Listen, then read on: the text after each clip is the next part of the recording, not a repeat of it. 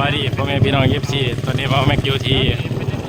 เมืองเก่าหรือว่าเมืองมุ่นละประโมกเนาะทุกวันนี้เพิ่นเมืองใหม่ทุกวันนี้เนี่ยว่าบรรยากาศพี่น้อง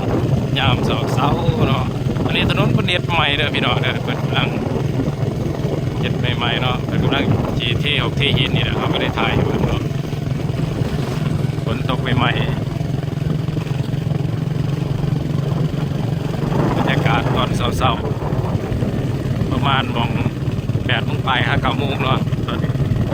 เรากำลังขี่รถแล้วไปเพื่อนก็ไม่พี่น้องให้เขาไล่มองเพื่อนเขาได้มองหาป่า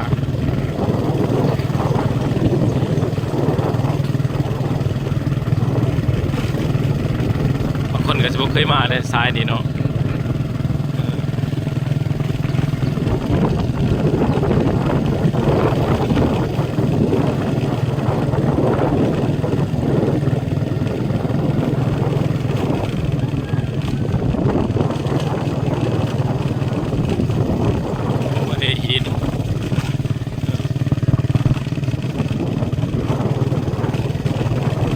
ขี่เห็นระวังเป็นพิเศษ